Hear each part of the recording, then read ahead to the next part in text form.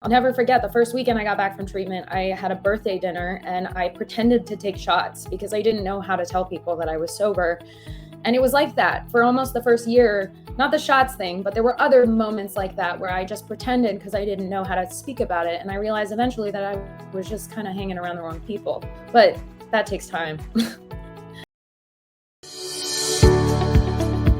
You're listening to the Recovered Life Show, the show that helps people in recovery live their best recovered lives.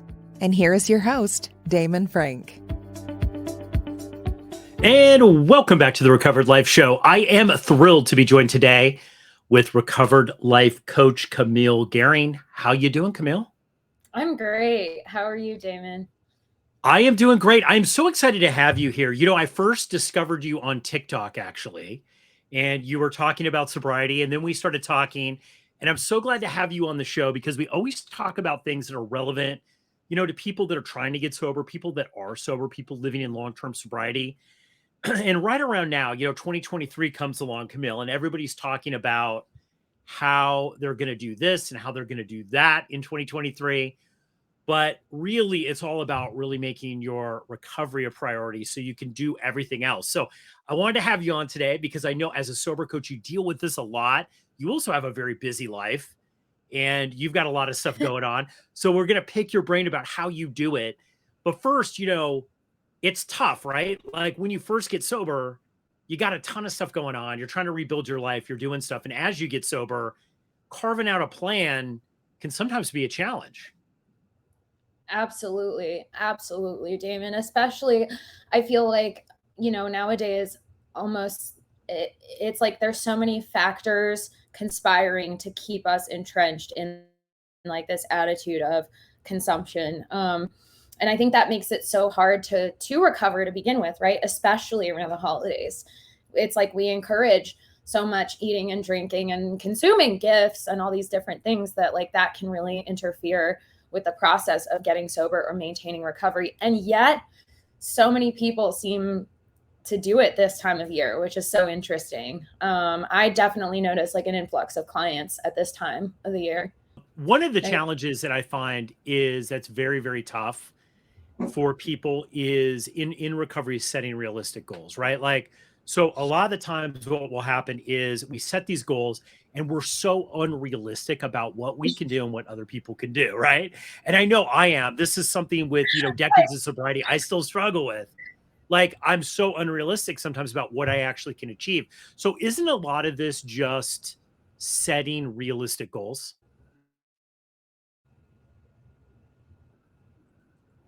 Yeah, definitely. I think I'm laughing so hard because this is, you know, a couple years into my recovery, this is the issue that really started to come out was like this perfectionism, this relentless, it's an addiction to recovery. And I see a lot of people get sort of enmeshed in that, especially around the New Year's.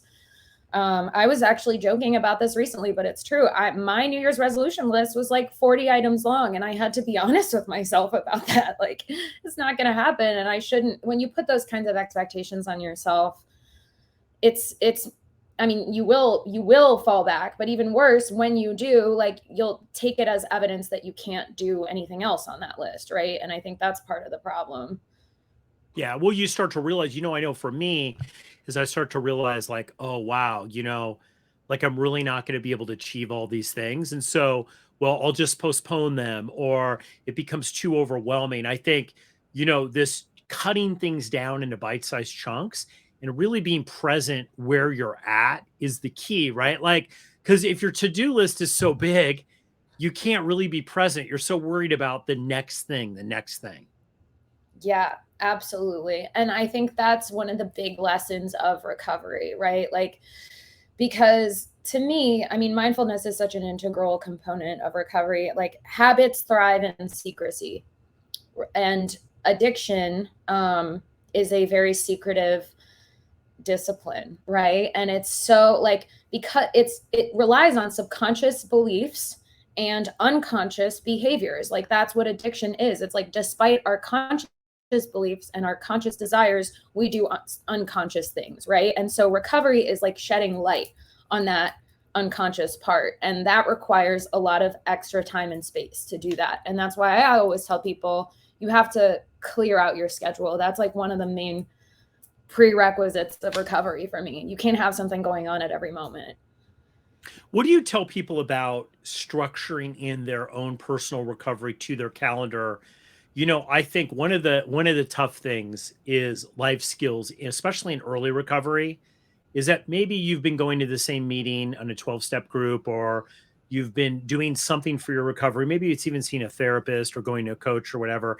And now your life gets bigger in recovery, which is great, right? And that's what happens. You start to get a life in recovery and things get bigger. And then I find it's like recovery kind of fades into the background, right, Camille? Like it Absolutely. fades in the background and then you're trying to catch up, try to do it. What's your tip on really kind of weaving that into your life? Because we know if you relapse and you're not sober, you're not going to be able to have that big life that you don't have time for sobriety for. Right. And that's like the biggest mistake people make is chasing the other things before the recovery. Um, yeah. Well, I mean, as somebody who has made that mistake and has seen plenty of people do it, I can definitely share my own best practices. So there's a couple things that I tell my clients. One of them being that you have to start with a schedule. Instead of using your existing schedule and trying to squeeze things into it, you have to start from scratch and create a schedule with timed blocks. And ultimately, you won't have to stick to those strict blocks, but it's important to have like a visual. And then the second thing that I really stress to people is the earlier you do something in the day, the more likely it is that you'll do it again. And as your day progresses, it gets ahead of you, it gets away from you, right? You encounter more people, you come across more new information, and you have to switch course and you don't have a choice in what goes on. But early in the day, that first hour or two, you have to treat those like it's sacred and you cannot sacrifice it for anything. Like, even if it's Thanksgiving, it's Christmas, it's whatever, like it doesn't matter. You have a morning routine, it can be 20 minutes long, and deal with your recovery. And you stick to that every single day. Like that's the magic sauce. Yeah, absolutely. I love that. Like making something a constant in your life. We tapped on this a little bit, Camille, but I want to really talk about this because perfection, perfectionism especially, is kind of the killer of being able to set priorities. I found like I'm somebody who likes to do things right. It has to be perfect every time. And what I found through recovery is the beauty and really sometimes the most brilliant things come from just the pursuit of it. It's not necessarily it being perfect. The perfection is it not being perfect, right? But can we talk about that and maybe some of the strategies you use to fight that everything's got to be perfect? Because even if you are sober, you're going to have a miserable life, right? If everything has to be perfect all the time. Yeah.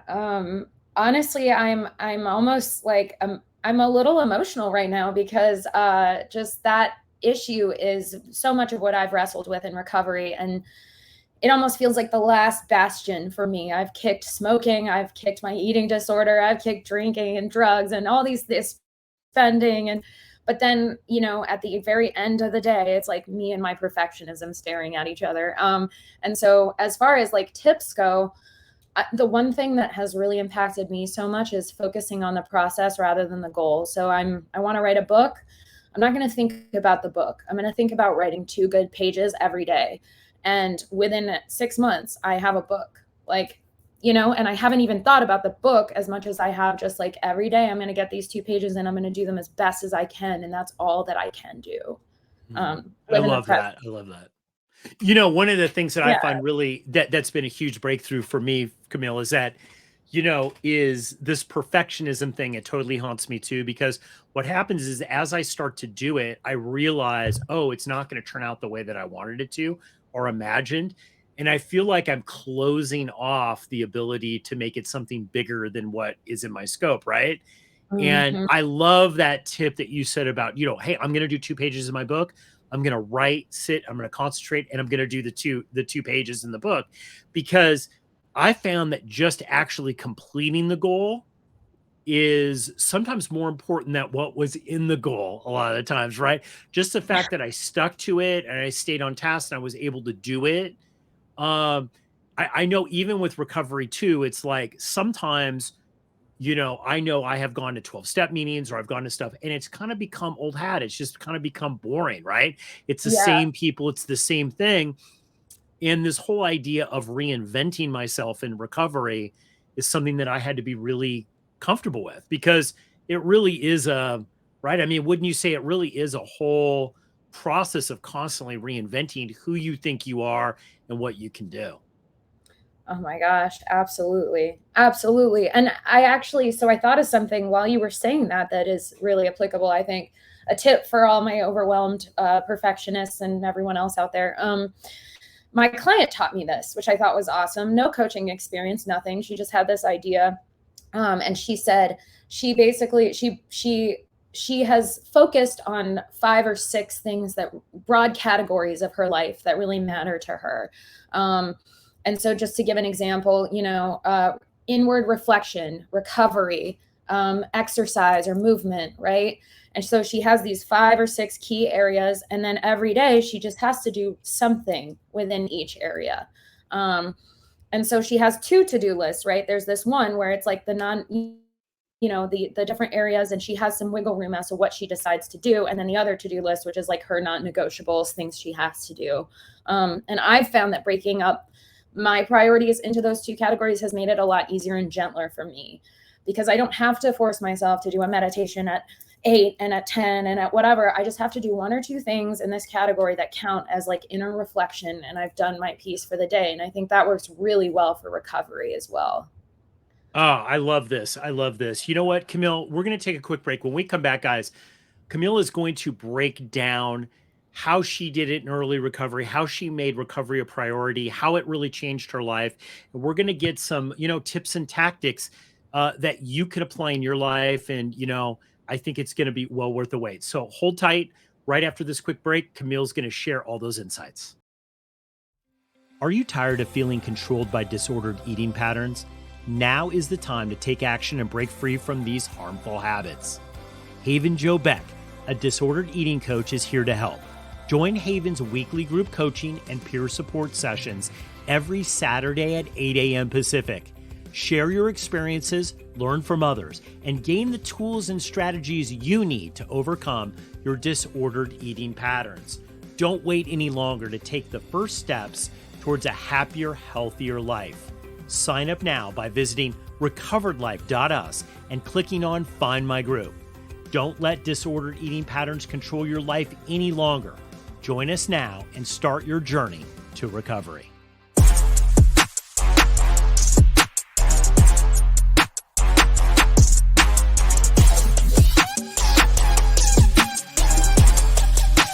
You're listening to the Recovered Life Show. Okay, we're back with Camille Goering, sober coach. We're talking about life in recovery. We're talking about how to make recovery a priority in the new year. Listen, guys, this is a big thing because we don't want people to fade away, right, Camille? I mean, that's when relapse happens. That's when people get lost and really not productive at all. So I promised it. We're going to talk about it. Early recovery. How'd you rebuild your life? How did you start doing this? Because you have a really big life. I know you personally. You have a big life, Camille, and you've got a lot of stuff going on, but you put recovery first. How'd you do it? What was the starting point, and how did you assemble this life that you have? Yeah, absolutely. I think there are a couple magic ingredients for recovery, and I didn't realize that until later. For me, it all began with forgiveness. It was a moment. I don't know how it happened. I don't know why. I was holding a really difficult grudge for a long time, and I let go of it. And in the absence of that grudge, I had no one left to be angry with but myself. And that was a big realization that something was very wrong. I had a cat and I had students that I was teaching, and I realized that there were all these vulnerable beings that relied on me, and I wasn't present. I wasn't there. I wasn't supportive. And then the last thing, the real final straw, was my body fell apart. I was 23 years old. I had seizures. I had chronic acute pancreatitis. I had DTs, like actual DTs, and things were really bad physiologically. So I couldn't really ignore it so much anymore. I went to treatment with no intention of getting sober. And, I think a couple things happened. I mentioned those magic ingredients. I maybe I can list a few, but one of them being, I had a really sobering moment, pun intended, when I got confronted in treatment. And for the first time, I think in my life, I was able to see clearly just how far I had gone. And that was a big one for me as well. I love that. I love that. You know what? I think one of the challenges with this subject, Camille, is that a lot of people, and I know I felt like this. I said, especially when I first got into recovery, I had a lot of financial things going on. I had housing issues. I had all these issues. And I was like, I got to work 15 hours a day. I can't, like, there's no way I can go to a meeting a day. There's no way I can go to a meeting every other day. I just don't have time for it. And what I learned through really other people was that really, if I put my recovery first, I was going to be able to do all these other things. Right. And I had to say no to family and friends. I had to be able to say, like, you know what, like, hey, I know I'm coming to visit, but I'm going to go to a meeting because I've been here 3 days and I need to go to a meeting out of town or whatever, wherever that might be. And that caused a lot of discomfort. Like, I didn't want to be that guy who said that, but I had to, right? Yeah. How did you deal with that? Like, because you have family, you have friends, you have people around you. How did you deal with the social pressure of the people maybe not really knowing the ins and outs of recovery, right? Yeah, definitely. Um, well, I would say so, I talked a little bit about those magic ingredients. And like one of them was I've seen this in everyone that I've treated, worked with, but like the person, you have to believe unequivocally that whatever's on the other side of recovery has to be better than where you currently are. Right. So when in addiction, the moment you decide to get well is the moment you decide anything is better than this, even if recovery is just white knuckling for the next 40 years, like that has to be better.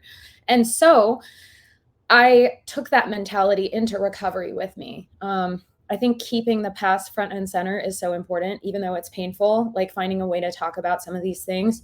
The other thing is just trial and error. I mean, I tried, I'll never forget the first weekend I got back from treatment, I had a birthday dinner and I pretended to take shots because I didn't know how to tell people that I was sober. And it was like that for almost the first year, not the shots thing, but there were other moments like that where I just pretended because I didn't know how to speak about it. And I realized eventually that I was just kind of hanging around the wrong people, but that takes time. That's tough. I mean, the fact that you went through all of that, right? You're pretending to take shots, you're pretending to do it, but yet also committed to being sober, right? Like, it's an evolution. I mean, you know, especially with friends, it's like I know a lot of people just peel off when you get so right. A lot of people just can't. I knew in my life I was around other people that drank heavily, so they just didn't, they weren't that interested in hanging around somebody who was a recovered alcoholic, right? And then other times people just didn't care because it wasn't about the drinking for them. They were had a normal relationship with alcohol, but but still socially, it was tough. I wanted to build relationships and build friends, right? But then I had this whole other recovery thing going on at the same time. Let me ask you this question because I think a lot of people find this is finding friends in recovery, right? Like being Yeah. able to find a group of people. How did you go about doing that? Well, thanks for that question, Damon. I think we talked about this a little bit. It was very hard for me. I've always, before I was an addict, I was a kid with severe OCD and trauma, and like, I wasn't particularly prime. Okay, so I didn't build those skills at all. So I had to relearn all of that, and I made some very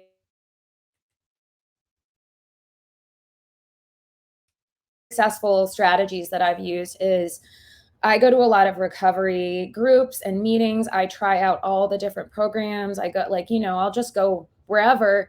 One thing that really stuck with me from AA was take what you like and leave the rest. And I've applied that to everything. And then I started branching out to like other recovery affiliated things. A lot of people in Florida at least frequent like drum circles and like there are kava bars and people who do flow arts, and like all those people are loosely connected to recovery. So you're more likely to meet people in recovery at like wellness events or like, if a hippie would go there, someone in recovery probably would. So that's what I think. And then I force myself to do 1 or 2 of these events like a week to find new people and to hang out with friends and whatnot.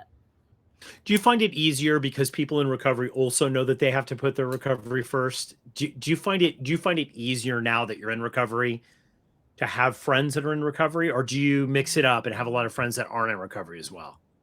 Well, so full transparency. I mean, all the relationships I've been in have been other people in recovery, which I don't know. I would know. I'm not sure if I would recommend that, but it's been the case. And most of my friends are also in recovery. Only further along in my sobriety did I manage to start making friends outside of that, just because it felt a little safer. But I think, especially if you're young, I was 23 when I got sober, it can be really challenging to spend time with other people your age because they're all drinking and it's normal. And it can be challenging to be in these recovery circles where it feels like a lot of people are older. I would say like one thing that really changed the name of the game for me was releasing some of my preconceived notions about people and my boundaries. I mean, my best friend is a 75-year-old man who I never see because he lives in New York. But, as somebody I met in recovery who has turned out to be a really supporting figure in my life. So I think like Yeah. just kind of opening up your mind in that way. That is really great. That's really great. So you branched out to be able to do it. Having those people in recovery as a support group, I think is just a huge benefit. Final thoughts here, Camille, with anybody who's listening to this and is just struggling. Maybe they've relapsed, they've put work first, or they put a relationship first, or they put something else before their sobriety. What would you tell them? What would be your advice to them? Man. Well, the first thing I tell my clients and anybody that I work with is not a single person in the history of history has ever changed or healed because of bullying. And that includes you. So you can't bully yourself into being the person that you want to be. That's just not possible. It's a paradox, but like the prerequisite for change is acceptance. And really, the other thing is perspective. I look around in the world and I see people drinking like I used to drink, and they clearly don't think they have a problem. So it's all about perspective. It's all about what you want for your life. Like you focus on what you want and you focus on what you've done well. Don't focus on what you don't have and what you've done wrong, because that just sends us deeper into those coping mechanisms. And the coping mechanism is an addiction, right? So the other thing I would say that is really important is covering all your bases. So enough sleep, enough water, enough food, like those are so important. And then replacing the reward. So our substance of choice, our behavior of choice, it makes us feel a certain way. You want to try to replicate that in a way that is healthy in your life. For smoking, I did a specific breathing exercise. I used like the Wim Hof method every time I craved a cigarette, and it worked, because you want something that feels good to replace that habit. You can't just put yourself into a state of deprivation without replacing it with something. I love that. I love that. You know what? These are really helpful things because, I think it's hard to see the forest from the trees. But when you look back, obviously, and you'd probably agree with this, when you look back, you're like, wow, I didn't put my recovery first there. And this fell apart. And it was a lot of pain to be able to try to get this back. Right. And I didn't put it here and it didn't work out. And then you look back on times where you put it first and it seems like everything ended up working out the way it should have worked out. Yeah, absolutely. Yeah. And I totally relate to what you're saying. I definitely have had that experience many times in recovery. My old sponsor used to say, you've got one hand in the boat and the rest of your body in the water. But guess what? That's enough to get across the lake. And that's what happened. Absolutely. That is. Camille Goering, thank you so much for coming on the show today. I'm going to put links to how you can reach Camille on Recovered Life, everything about her. Definitely reach out. She will set up a free call with you. Just at a click of a button here. So I will go ahead and list it on Recovered on the show notes here. Camille, thank you so much for joining us today and coming on the show. Thank you, Damon. Thank you, everybody. Best of luck. Peace and recovery. Bye. Keep the conversation going. Join Recovered Life. Recovered Life is a peer support network with direct access to top recovery coaches, content, community, and quality peer support meetings that can be accessed virtually. Whether you're pursuing a 12-step program, not involved in 12 steps, spiritual, agnostic, atheist, or just trying to figure it out, you're welcome here. Sign up today and access unlimited group meetings for only $19.99 a month. And because we know you'll love it, we're offering you your first 30 days for free. Don't wait. Visit recoveredlife.us and become a member today.